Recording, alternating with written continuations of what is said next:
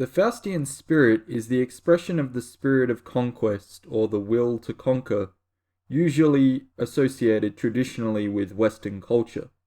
It is especially prominent and most obviously expressed in properly integrated masculine men. Yet prior to one reaching a semblance of maturity, harnessing one's masculinity, or reaching what passes for manhood, an intelligent boy or teen may express this budding will in a number of ways, sometimes without really noticing. Terms such as passion, obsession, and dedication come to mind, but a boy who has not yet developed a vision for what he wants to become will channel his passionate energy into his hobbies. For example, if he is a bright and boisterous individual, he may have a totally immersive passion for sport, but not just for the playing of the sport, but for the absorption of all information associated with the sport.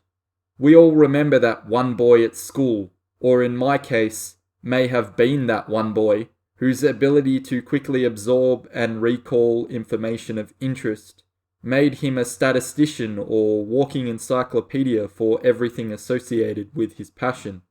I used to be able to easily recite stat after stat or factoid after factoid as a boy, and still could now if I cared to do so. Such is the way my mind operates that I would be a pretty effective trivia contestant in areas of specialization. However, as I matured, once I realized that I was intelligent enough to know a lot about sports stats and my favorite athletes, I realized as a teen that I was potentially wasting my intellect.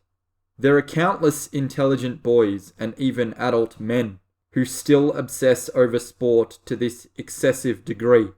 Think of the extraordinary level of valuable attention paid to something like fantasy football, or think of the sports ball meme as an example. Yes, I still enjoy watching sport or attending sporting events as a social outing, and I will engage with it as it is often a universal topic for water cooler conversation and bonding amongst men. But nowadays, as a spectator with greater self-awareness, I am under no illusions of its ultimate futility and absurdity as little more than an expensive means of entertainment. I also find it fascinating that, as the American historian Carroll Quigley alluded to in his book The Evolution of Civilizations, with the advancement of technology and the social process of what he called the institutionalization of the instrument, sport decays and loses its original purpose, namely as a means of socialization and to keep fit and healthy. It becomes professional, increasingly regimented through specialized coaching, and solely outcome focused, as winning and losing now has an immense financial consequence. For many, engaging in the spectacle of a game is now more important to them than ever playing a game themselves. Nowadays, those who could most use the physical exercise are the ones typically sitting in the stands or on their couch at home, merely observing or even abusing the hyper-athletic men in the arena. This same concept of expansionist hobbies, combining with comfort and technological advancement, could be applied to a young boy and his obsession with video games, namely sports simulators and role-playing games that give the apparent reward of leveling up for the immense investment of time and attention, leveling up in a virtual world rather than attempting to level up in real life. I'm not saying that you should stop playing video games altogether, although it wouldn't be the most harmful idea.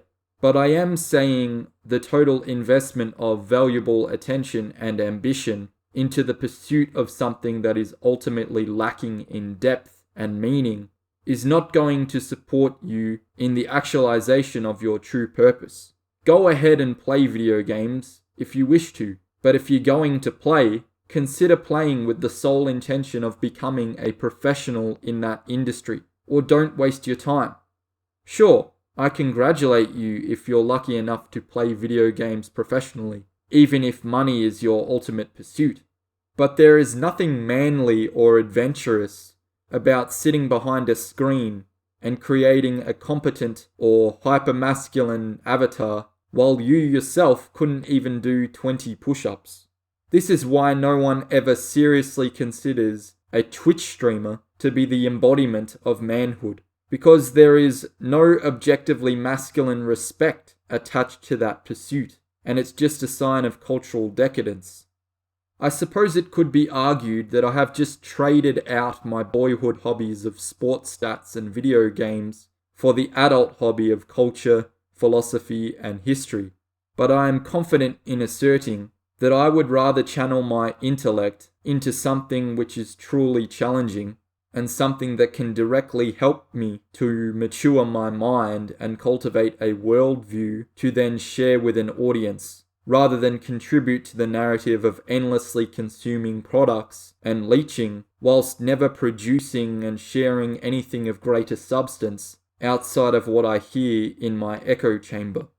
One other related topic would be the concept of a necessary rite of passage, or the mythological hero's journey, something that is now increasingly foreign to liberalism, as the individual is no longer obligated nor really pushed and supported in their progress through life.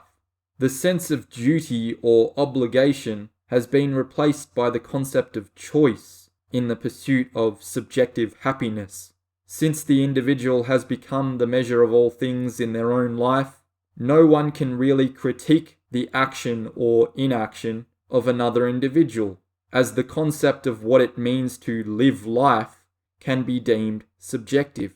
In a purely liberal and comfortable society, no one would ever do anything unless they chose to do it or felt like doing it, and this is considered acceptable, and to some degree it is.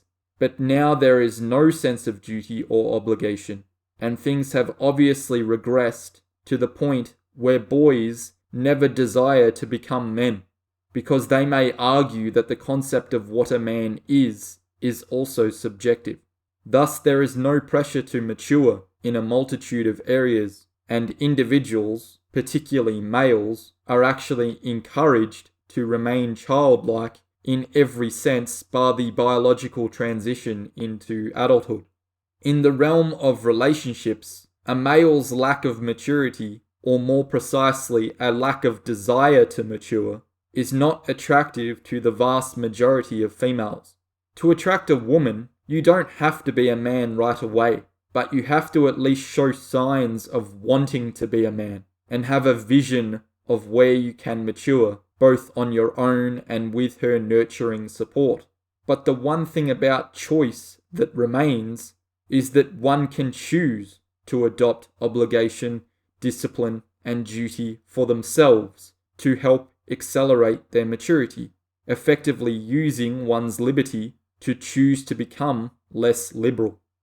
Such is my passion for the topics I discuss that I've started a Patreon, because I know that passion won't fade. So if you enjoyed the video or find my analysis and insight valuable, please consider showing some support and join the future discussions of upcoming video essay topics and book reviews. Your recommendations would be welcome. I will eventually post channel updates regularly on there and will give you insight into the next books or ideas that will be used for content. Follow the link in the video description below or on the channel about page under links. Thank you very much for the feedback and support you've shown thus far.